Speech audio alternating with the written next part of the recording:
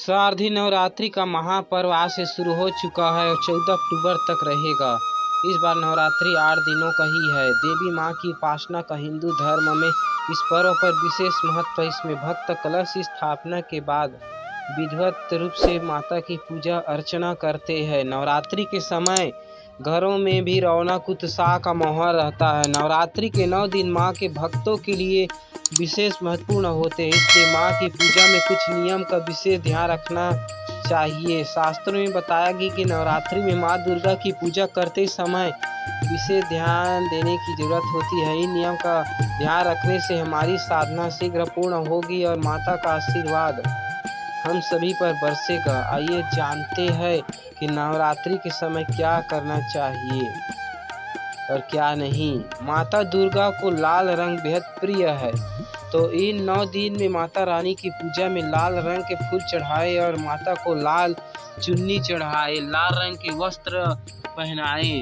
दूसरा, माता की चौकी पर लाल कपड़ा बिछाना चाहिए क्योंकि यह समृद्धि और अच्छे भाग्य का प्रतीक माना जाता है। लाल रंग शरीर में ऊर्जा का संचार करता है तथा हमारे कार्य करने की क्षमता को भी बढ़ाता है।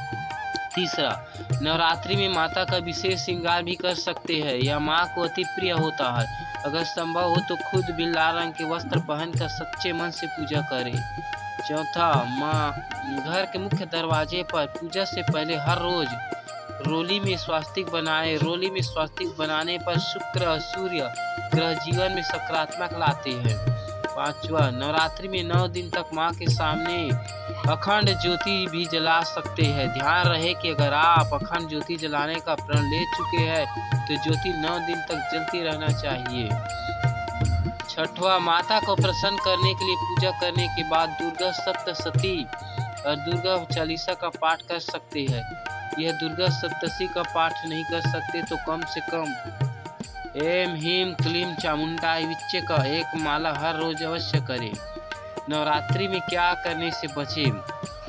पहला, नवरात्रि का समय बेहद पवित्र माना जाता है, इसलिए इस समय मांस, मदिरा, लहसुन, प्याज का प्रयोग भूलकर भी नहीं करना चाहिए। दूसरा, अगर आप नवरात्रि का व्रत रखते हैं तो खाने में अन्न का प्रयोग नहीं करें।